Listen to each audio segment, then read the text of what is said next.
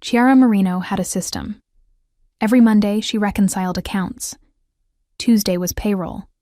Wednesday through Friday, she handled the more creative aspects of her job, making sure the Lombardi family's money looked as legitimate on paper as it definitely wasn't in reality. It was a good system, a safe system, one that kept her employed and, more importantly, alive in a world where asking the wrong questions could get you disappeared. What her system didn't account for was Marco Lombardi, standing in her office doorway at 7 p.m. on a Thursday, looking like Sin in a three-piece suit, asking if she'd finished the quarterly reports. Almost, Chiara said, not looking up from her laptop. If she looked up, she'd notice things, like how the suit jacket emphasized his shoulders, or how he'd rolled his sleeves up, revealing forearms that had no business being that distracting, or how he was looking at her with that unreadable expression he always wore when he thought she wasn't paying attention. She was always paying attention. How almost? Marco's voice was low, controlled.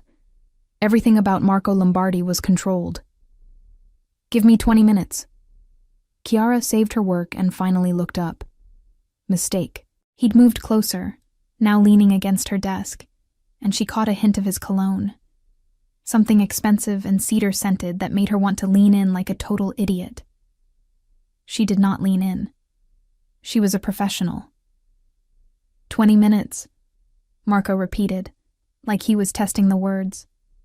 His eyes tracked over her face, lingering on her mouth for a fraction too long before snapping back to her eyes. Fine. My office when you're done. He left before she could respond. Chiara released a breath she hadn't known she was holding and slumped in her chair. 8 months. She'd been working for Marco Lombardi for 8 months, and the man had never once looked at her like she was anything other than a particularly useful calculator. Always, Señorita Marino formal. Always professional. Always so carefully distant that she'd convinced herself he probably didn't even know her first name. Which was fine. Totally fine. She didn't need her criminally gorgeous, possibly actually criminal boss to notice her. Except she did. She really, really did. "Girl, you're staring at nothing," Sophia, her assistant, said from the doorway. "Boss man got you flustered again?" "He doesn't get me flustered. You're blushing." "I'm warm. It's 60 degrees in here." Chiara threw a pen at her.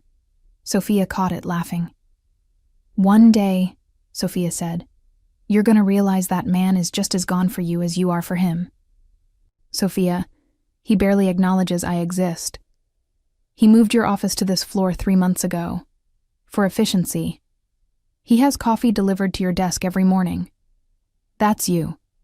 Girl," Sophia crossed her arms, "I don't come in until 9. That coffee arrives at 7:30. Who do you think is ordering it?" Chiara blinked. What?" "Marco Lombardi, your boss, the man who supposedly doesn't notice you." Sophia grinned. "Finish your reports, and maybe notice him back for once." She left, and Chiara sat there processing. Marco ordered her coffee? For 8 months? No. That didn't make sense. If Marco was interested, he would have said something. Done something. The man didn't strike her as the type to pine silently. Chiara shook her head and returned to her reports. 20 minutes later, she knocked on Marco's office door. Enter. His office was exactly like him. Expensive, minimalist, intimidating. Floor-to-ceiling windows overlooked the city, and Marco sat behind a massive dark wood desk that probably cost more than her car. He looked up when she entered, and something in his expression shifted. Softened, maybe. Or maybe she was imagining it. "The reports," Chiara said, setting them on his desk. "Q3 looks good. Revenue's up 18%, expenses are managed, and everything's clean." Clean meaning? Meaning if the IRS shows up, they'll find a completely legitimate import-export business with proper documentation and reasonable profit margins. Marco's lips twitched. Not quite a smile, but close. "You're good at your job, Señorita Marino." "I know." She turned to leave. Chiara. She froze. He'd never used her first name, not once in 8 months. She turned back slowly. Yes? Marco stood, rounding the desk. There's a dinner tomorrow night. Family dinner at Lombardi's. I need you there. I'm not family. You're essential personnel. We're discussing expansion, and I need you present for the financial implications. Chiara studied him. There was something off about this request. Family dinners were sacred, from what she understood. Outsiders didn't attend. Is this really about finances? She asked. Marco's jaw tightened almost imperceptibly. Be there, 8 p.m. That's not a request. Sounds like an order. It is. He moved closer, and Chiara's breath caught. This close, she could see the slight stubble on his jaw, the way his dark eyes tracked over her face like he was memorizing details. Wear something nice. I always dress professionally. I know. His voice dropped lower. Wear something nice anyway. Then he stepped back, returning to his desk. And just like that, the moment was over. Chiara left before she could do something stupid like ask what the hell was happening. The next evening, Chiara stood in front of her closet having a minor crisis. It's a work dinner, she told her reflection. Professional. Just at a family restaurant. With the actual family present. Her phone rang. She grabbed it without looking. What? Rude, her best friend Natalia said. What's wrong? I'm having a wardrobe crisis for a dinner that shouldn't be this stressful. The boss dinner? How did you... Sophia told you, didn't she? Obviously. So what are you wearing? I don't know. It's a family dinner, but he said to wear something nice, and I don't know if that means business nice or date nice or... Wait. Natalia's voice sharpened. Did you just say he wants you at family dinner? Yes. Chiara. That's not a work thing. That's a statement. A statement of what? That you're important. That you're his. Girl, wear the red dress. The red dress is too much. Wear the red dress. And Chiara? What? Wear good underwear. Why would I? Just in case you're the dinner. Natalia. Her friend's laugh was evil. Have fun. She hung up, and Chiara stared at the red dress hanging in her closet. It was too much. Definitely too much. Way too much for a professional dinner about finances. She wore it anyway. Lombardi's was everything Chiara expected. Elegant, expensive, with the kind of atmosphere that said, "We have very good lawyers." She arrived at exactly 8 p.m. and was immediately intercepted by a hostess who looked like she knew exactly who Chiara was. Señorita Marino, this way, please. The private dining room was already full. 20, maybe 25 people. All clearly family, all talking over each other in that particular way Italian families had. Chiara recognized some faces. Marco's father Salvatore at the head of the table, his mother Carmela directing traffic from the kitchen doorway, various aunts and uncles and cousins she'd seen in photos in Marco's office. And Marco himself, standing near the windows, phone to his ear, looking stressed. Then he saw her. The phone lowered. His eyes tracked from her heels to the red dress to her face, and Chiara watched something crack in his usually perfect control. He ended the call without looking away from her. Chiara, he said, crossing to her in 3 long strides. You came. You ordered me to. I asked. You said, that's not a request. Semantics.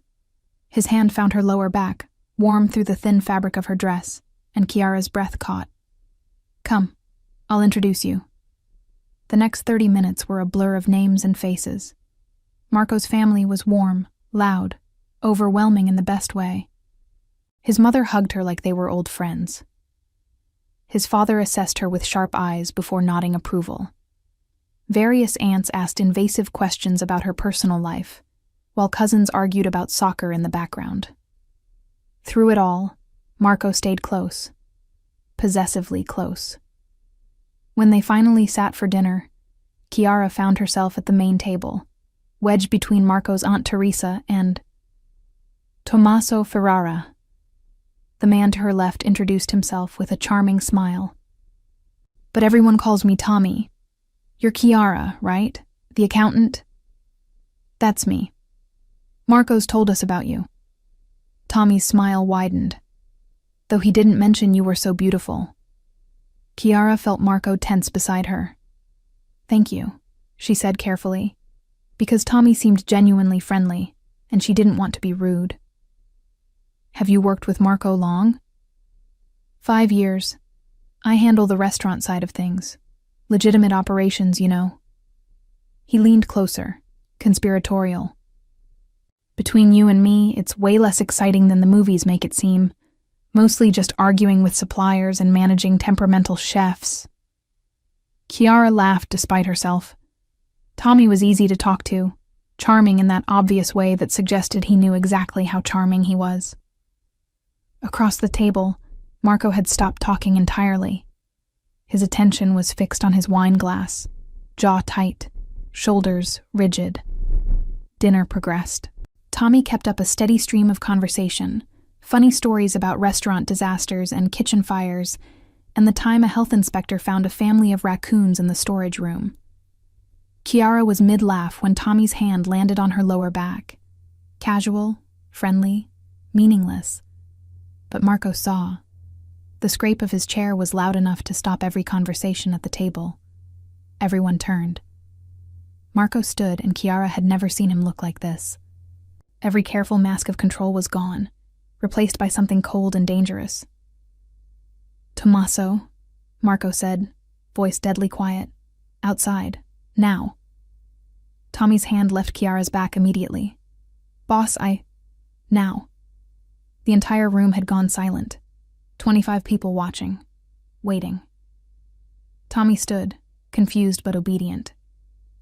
He followed Marco toward the private hallway that led to the back offices. Chiara's stomach dropped. This was bad. This was very bad. She stood too, ignoring Carmela's hand on her arm. "Excuse me?" She caught up to them in the hallway just as Marco turned on Tommy. "You put your hands on her," Marco said, each word precise and dangerous. "Boss, it was just friendly. You put your hands on her." "Marco," Chiara interrupted, "it was nothing." Marco's eyes cut to her, and Chiara actually took a step back. She'd never seen him look at anyone like that. "Go back inside, Chiara." "No. This is ridiculous." "Chiara." His voice cracked like a whip. "Inside. Now." She crossed her arms instead. "No. You don't get to order me around like Tommaso," Marco said, still looking at Chiara. "You're fired. Get out of my restaurant." The words hung in the air. Tommy's face went white. "Boss, please. Out. I've been with you for 5 years. And you just threw that away." Marco finally looked at him. "You knew. Everyone at that table knows. And you put your hands on her anyway." "Knew what?" Tommy looked between them. "Boss, that she's mine." Chiara's heart stopped. Tommy's eyes widened. "Boss, I swear, I didn't know." "Bullshit. Everyone knows. You just didn't care." Marco stepped closer, and Tommy actually backed up. "You have 10 seconds to be gone before I make this worse for you." 10. Tommy looked at Chiara, something like apology in his eyes. Then he left, nearly running. Silence. Chiara stared at Marco, her mind blank. "What?" she finally managed. The hell was that? Marco turned to her, and some of the coldness had left his expression. Now he just looked tired. "That was me losing control." "You fired Tommy, your capo, for touching you, yes. It was his hand on my back. I don't care if it was his pinky finger. Nobody touches you." "You can't fire people for touching me." "I just did." Chiara made a sound of pure frustration. "Marco, that's insane. You just In front of your entire family. Good. Now everyone's clear. Clear about what? Marco moved so fast Kiara barely saw him coming. 1 second he was 3 feet away. The next he had her backed against the wall, his hands on either side of her head, caging her in. Clear, he said, voice low and rough. That you're mine. Kiara's breath came in short gasps. I'm not. You are. You've been mine since the day you walked into my office and corrected my math without flinching. You've been mine every morning when I send coffee to your desk. You've been mine every time I find excuses to be near you. You're mine, Kiara, and I'm done pretending otherwise. You never said anything. I'm saying it now. His eyes dropped to her mouth. Tell me I'm wrong. Tell me you don't feel this. Kiara couldn't think. Could barely breathe. You fired Tommy. I'd fire everyone in that room if they touched you. That's not romantic. That's psychotic. Probably. He leaned closer, and Kiara could feel the heat of him. Tell me to stop. Stop what? This. And he kissed her. It wasn't gentle, wasn't asking permission. It was 8 months of tension and frustration and want, compressed into one devastating kiss that made Kiara's knees buckle. Marco caught her, pressed her harder against the wall, and kissed her like he was trying to prove a point. When he finally pulled back, they were both breathing hard. That, Marco said roughly, is why I fired Tommy. Because you wanted to kiss me? Because seeing his hands on you made me want to break something. And I realized I was done watching other men try for what I want. And what do you want? Marco's eyes were almost black. You. Every way I can have you.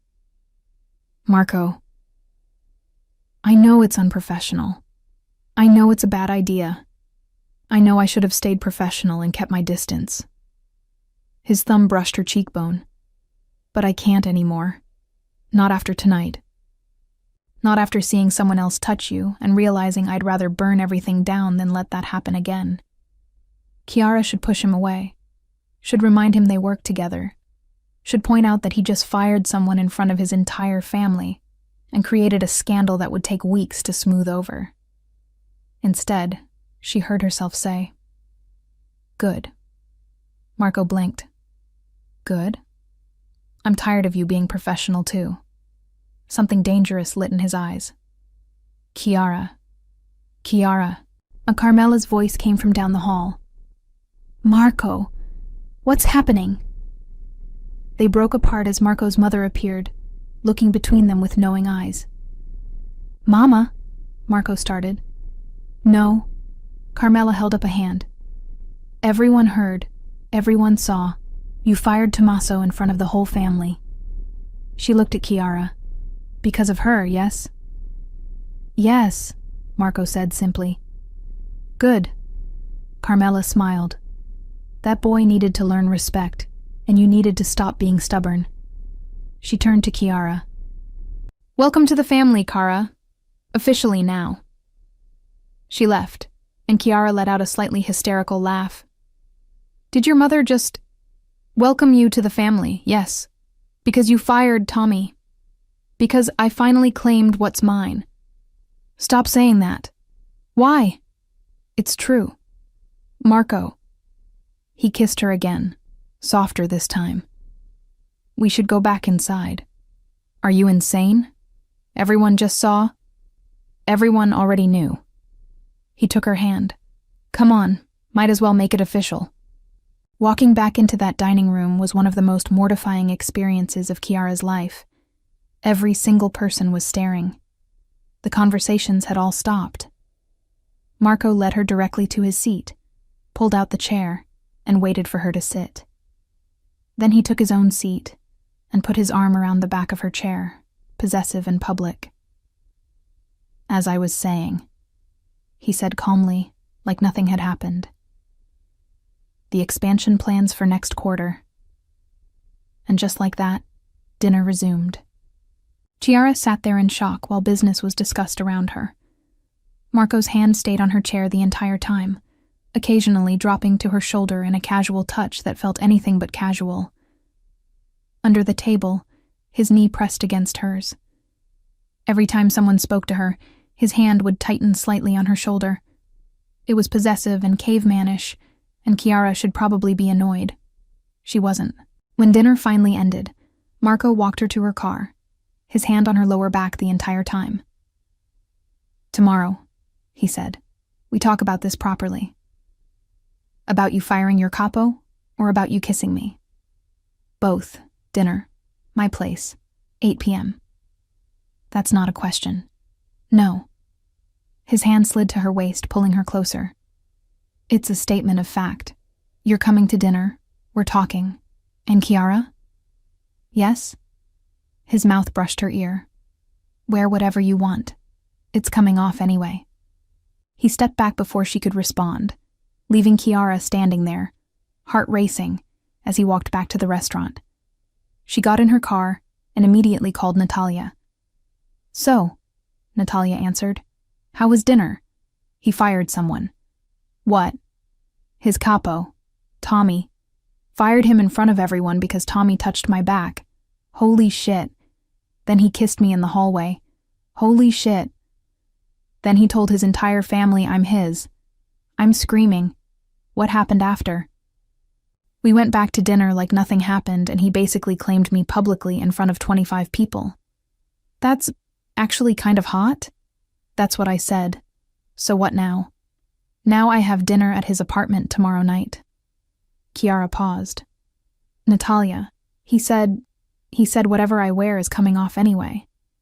"Oh my God. What do I do?" "Go to dinner, obviously. Girl, this man just burned his professional reputation for you. He fired someone. Because he couldn't stand another man touching you. That's literally the most alpha thing I've ever heard."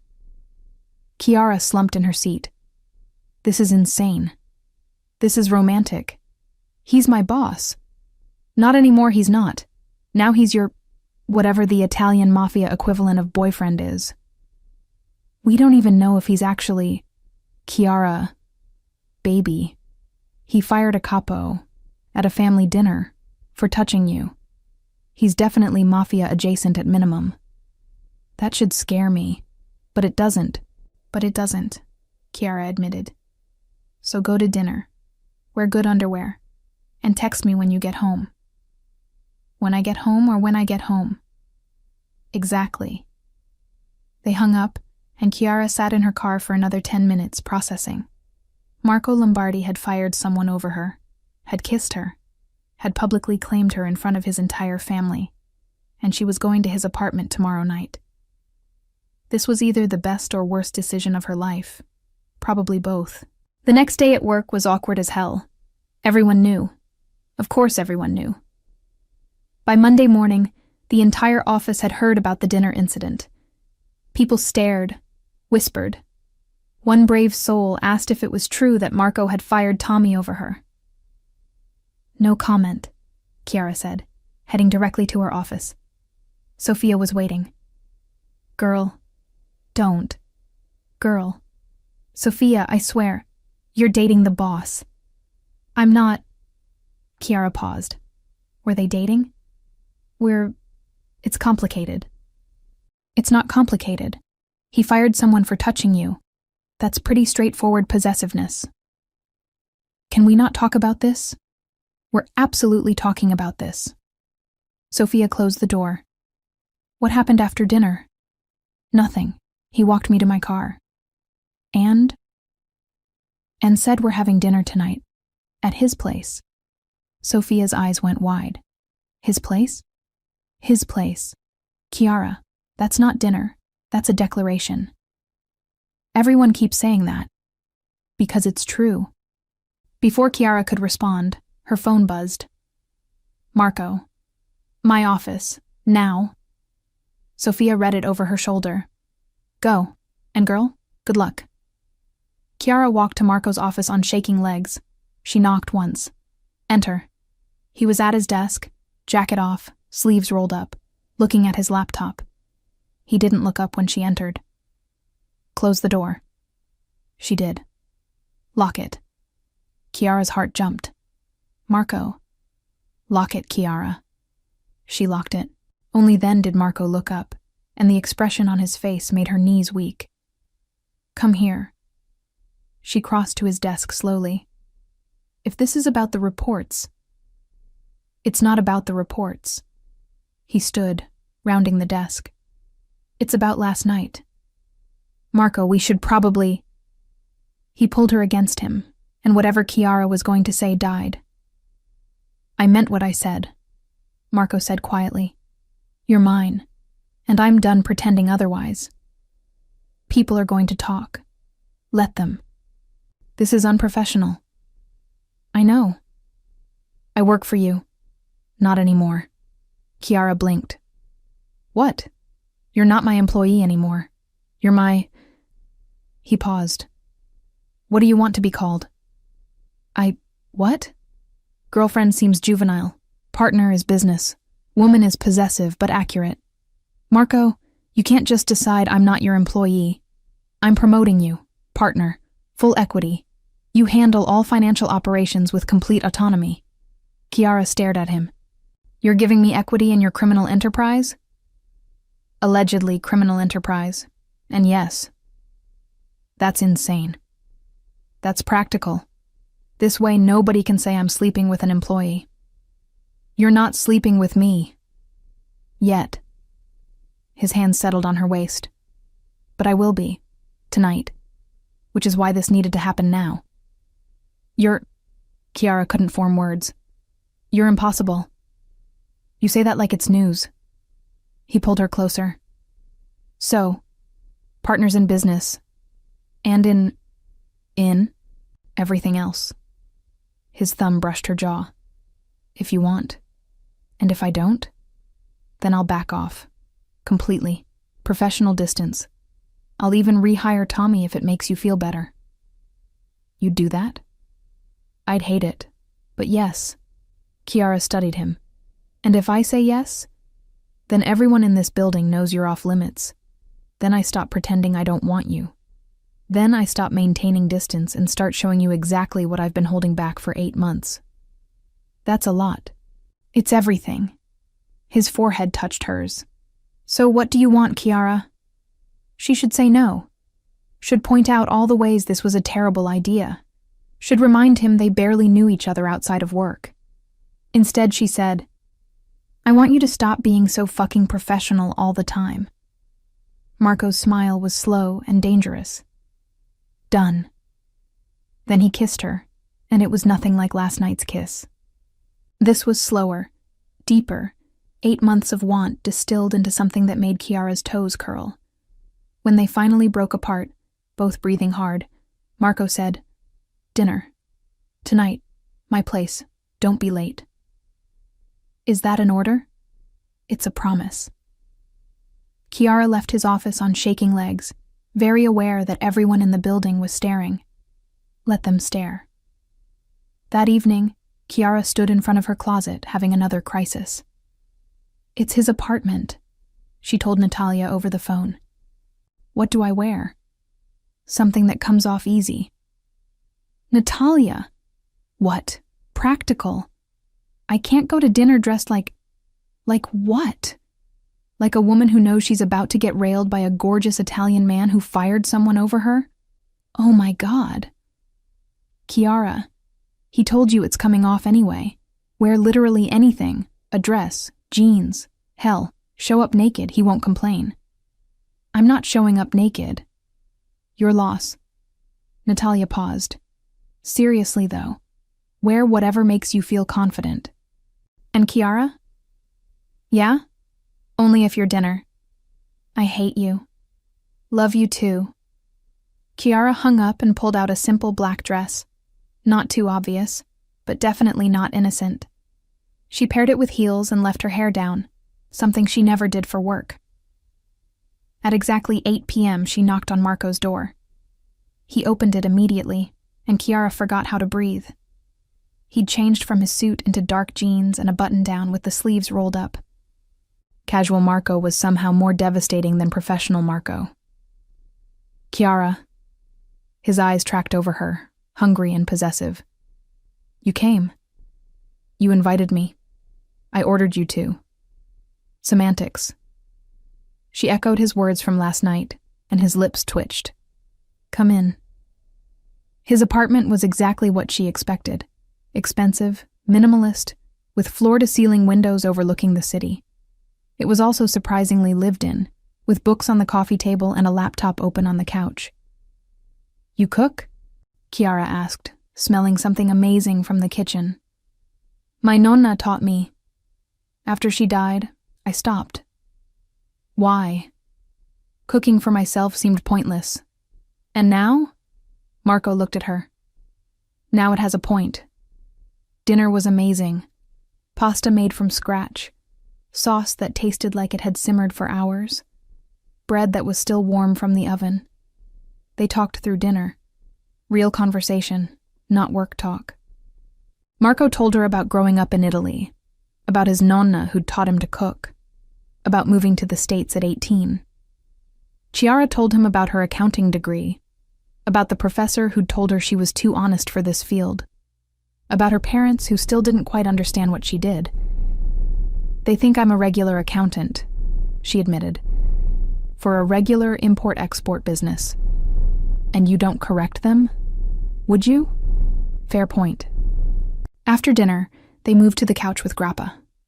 Marco sat close, his thigh pressed against hers. About last night, Chiara said. About me firing Tommy? About all of it. Marco set down his glass. I'm not sorry. You should be. You fired someone who worked for you for 5 years. He touched what's mine. I'm not a possession. No, you're mine. There's a difference. Is there? One implies ownership. The other implies... He paused, choosing words carefully. Claim. Protection. Possession in the sense that my heartbeat is mine. Necessary. Irreplaceable. Chiara's breath caught. That's... too much? No. She turned to face him fully. It's exactly enough. Something shifted in Marco's expression. Chiara, I spent 8 months thinking you didn't see me, that I was just another employee, just the accountant who kept your books clean. I saw you. I always saw you. Then why didn't you say anything? Because I thought distance was safer, for you, from me and what I am. And now? Now I don't care about safe. Not when it means watching other men try for what I want. And what do you want? Marco's hand cupped her face. Everything. Chiara's heart hammered. That's a big ask. I'm a greedy man. I noticed. His thumb brushed her lower lip. Tell me no. Right now. Tell me you don't want this. Because if you don't, I'll call you a car. You go home. We stay professional. I'll even rehire Tommy. But if you stay... His eyes were dark, intense. If you stay, this changes everything. You're not my accountant anymore. You're mine. In every way that matters. That's possessive. Extremely. And territorial. Absurdly. And probably a little crazy. Definitely crazy. He leaned closer. But 8 months, Chiara. 8 months of watching you, wanting you, forcing myself to stay professional. I'm done. So tell me now. Do you want me to call that car? Chiara looked at him. Really looked at him. At the control he was barely maintaining. At the want in his eyes. At the way his hands shook slightly where they touched her. 8 months of thinking she was invisible. 8 months of Marco seeing everything and forcing himself not to act. No car, she said quietly. No? No car. She leaned into him. I'm staying. Marco's control cracked. He pulled her into his lap in one smooth movement, Chiara straddling him, and kissed her like he was starving. Chiara responded immediately, hands in his hair, pressing closer. 8 months of tension exploded between them. Bedroom. Marco said against her mouth. Now. Confident I'm going? He stood, lifting her with him, her legs wrapping around his waist. You're going. He carried her down the hall, kicked open a door, and pressed her against the wall beside his bed. Last chance, he said, breathing hard. Tell me to stop. Don't stop. Kiara. She kissed him, hard and demanding. Don't. Stop. Marco made a sound low in his throat and pinned her harder against the wall. His mouth moved to her neck, and Kiara gasped. This dress, he muttered. What about it? I've been thinking about taking it off all night. Then take it off. He did, zipper sliding down with agonizing slowness. The dress pooled at her feet. Marco stepped back, looking at her, and the expression on his face made Kiara feel powerful. Come here, he said, voice rough. She walked to him, and he pulled her against him, his hands everywhere, claiming. Mine, he said against her mouth. Yours. He lifted her, tossing her on the bed. Not rough, but definitely not gentle either. Kiara's breath caught. Marco. He crawled over her, predatory. Say it again. What? Say you're mine. I'm... His hand slid up her thigh, stopping just short. Say it. I'm yours. Again. Marco. Again, Kiara. I'm yours. She arched against him. Happy? His smile was dark and satisfied. Getting there. Then his mouth was on hers again, hands everywhere, and Kiara lost track of everything except the feel of him, the weight of him, the way he touched her like he'd been planning this for months. Been thinking about this, Marco said between kisses. Every day, every time you walked into my office. Me too. Yeah? He pulled back to look at her. Tell me. Kiara blushed. I had dreams. What kind of dreams? The kind I'm not admitting to. Tell me anyway. No. His hand slid higher. Tell me, Kiara. She gasped. About your desk. Marco's eyes went almost black. My desk? And me, on it, with you. He kissed her hard, cutting her off. We'll try that later. Right now I want you here, in my bed, where I can take my time. How much time? 8 months' worth. Then he proceeded to prove he meant it. Fade to black, YT safe. Kiara woke to sunlight and soreness. Good soreness. The kind that made her blush remembering. She stretched, wincing slightly, and felt the bed shift beside her. Sore? Marco's voice was smug, entirely too smug. Kiara cracked one eye open. He was propped on his elbow, looking at her with satisfaction. You're proud of yourself. Extremely. She tried to sit up, winced again. How am I supposed to work today? You're not. Marco pulled her back down. We're staying here. It's Monday, and I'm the boss. We're taking the day. Marco. He kissed her neck, right over what was definitely a hickey. You have a mark. You gave me a mark. I gave you several. He sounded pleased. Everyone will know. Everyone will know I had sex with my boss. Partner. And good. Let them know. Kiara tried to glare at him, but couldn't quite manage it. You're impossible. You said that last night, too. Multiple times. His hand slid over her waist. Among other things. I hate you. Liar. I'm covered in hickeys. I can barely walk. And you look like... She finally noticed the scratches on his shoulders. Oh God. You have nails. I'm so sorry. Don't be. He caught her hand, kissing her palm. Wear them proudly. I am. You're insane. About you, completely. They stayed in bed another hour before Marco finally dragged himself away to make coffee.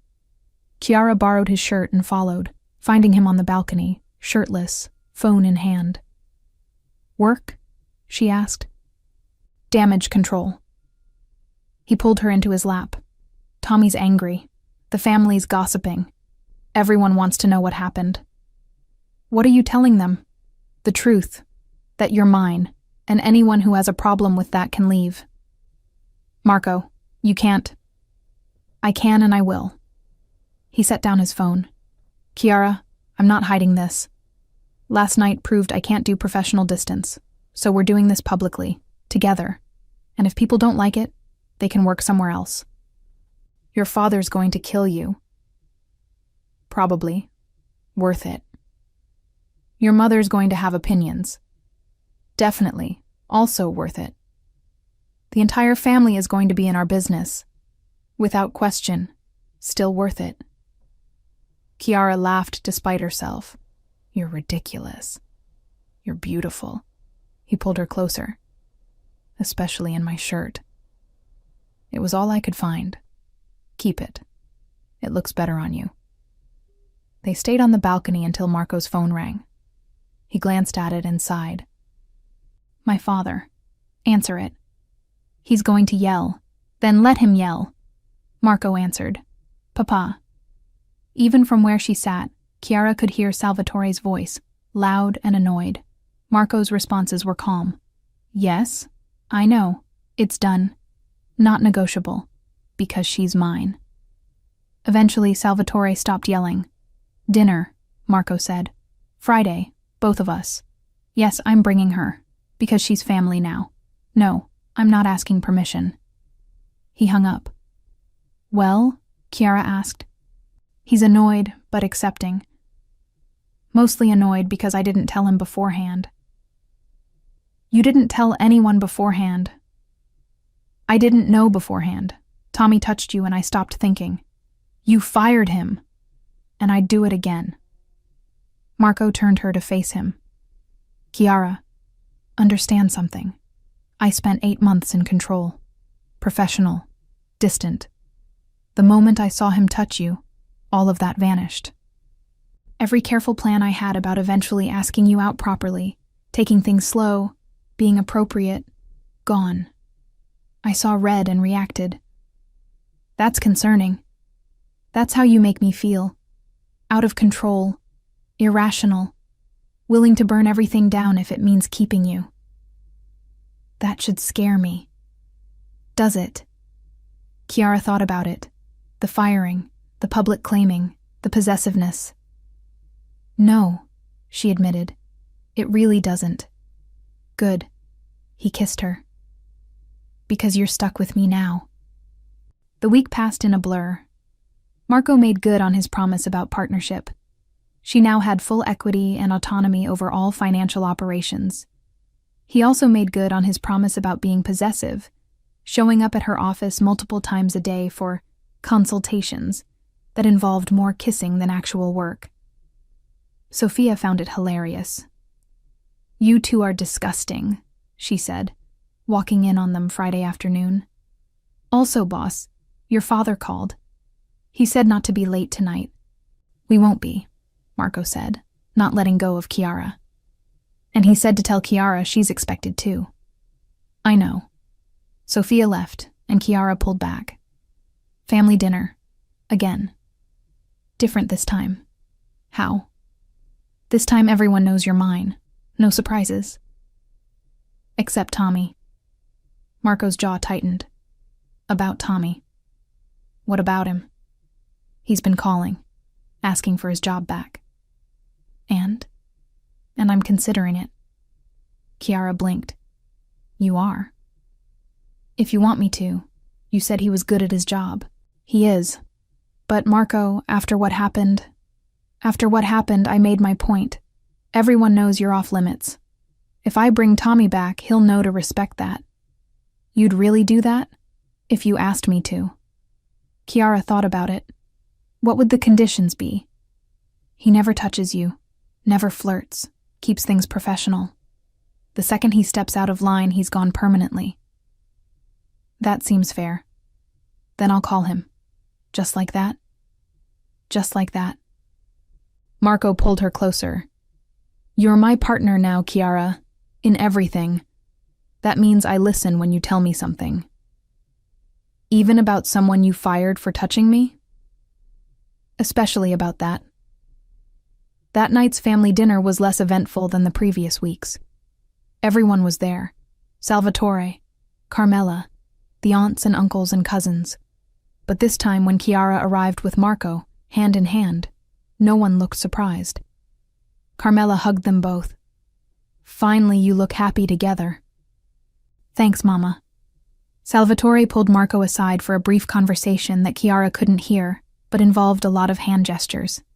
Eventually, Salvatore nodded and clapped Marco on the shoulder. They sat for dinner, and this time no one questioned Chiara's presence at the main table.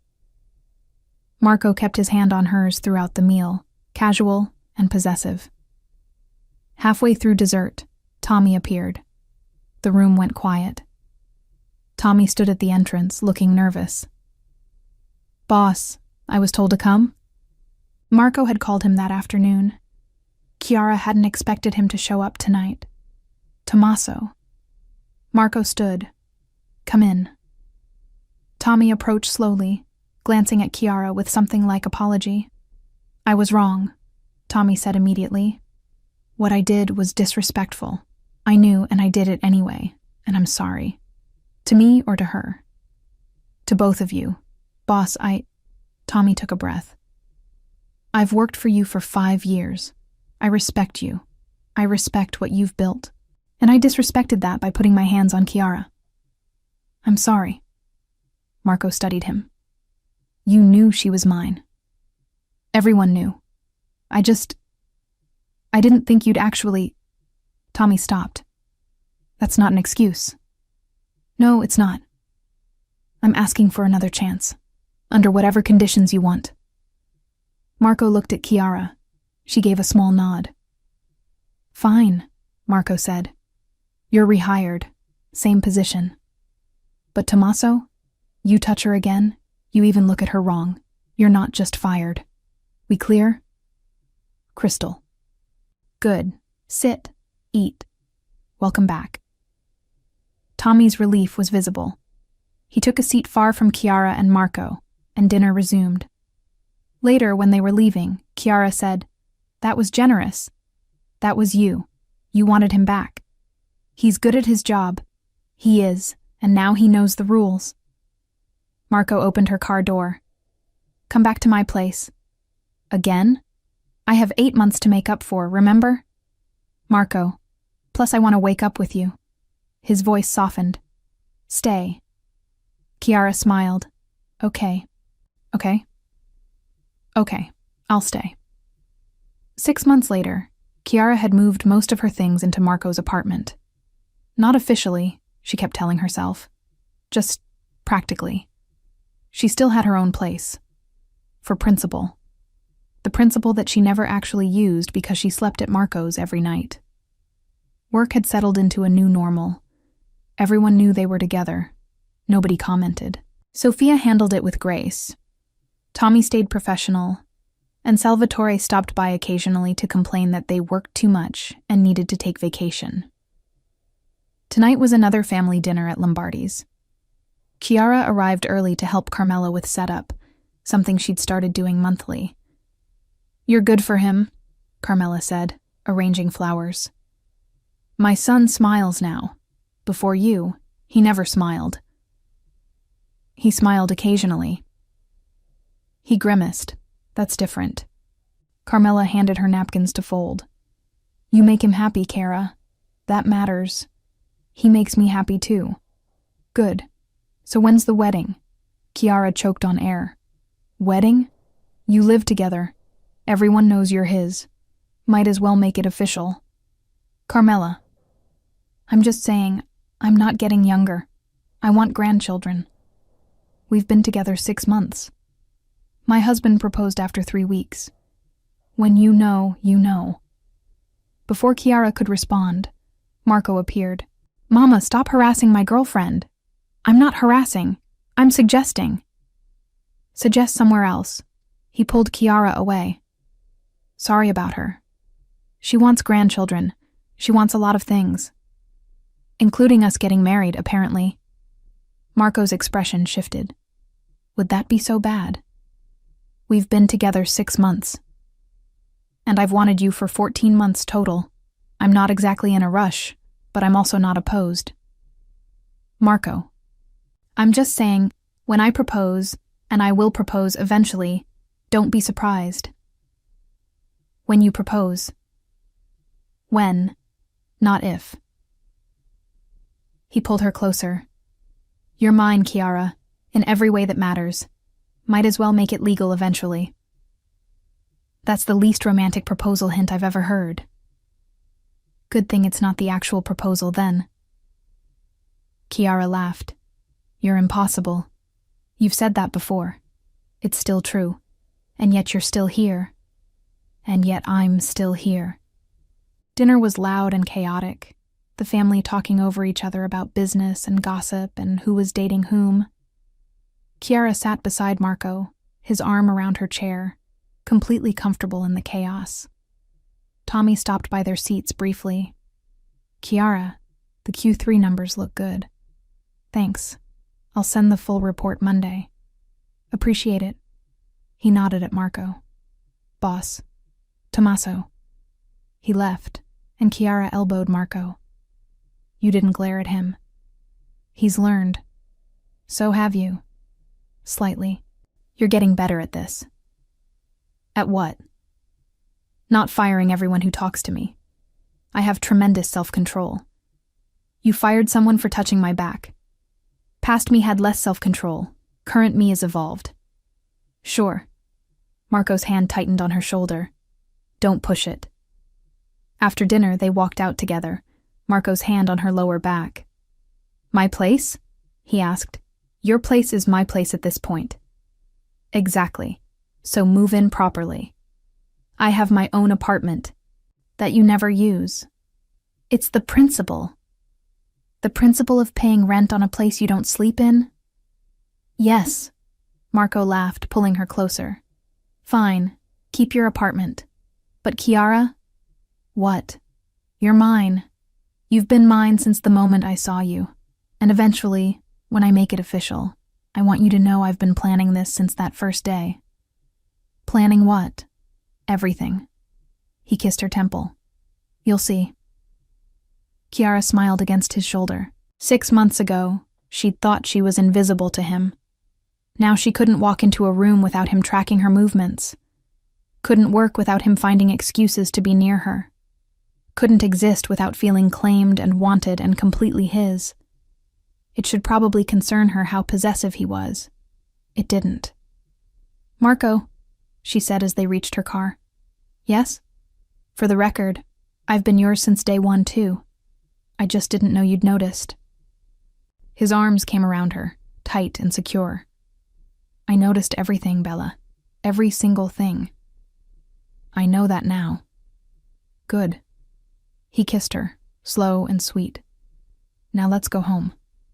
Your place or mine? Ours, Marco corrected. It's been ours for months. You just haven't admitted it yet. Kiara laughed. Fine, let's go home. And if she noticed the small box in Marco's jacket pocket when he took it off later, she didn't say anything. Some surprises were worth waiting for. If you enjoyed Marco and Kiara's story, subscribe to Mafia Tales for more dangerous romances where powerful men meet their match. New stories every week. Want exclusive extended epilogues and bonus scenes? Join the Mafia Tales Club. You'll get early access to new stories and behind-the-scenes content you won't find anywhere else.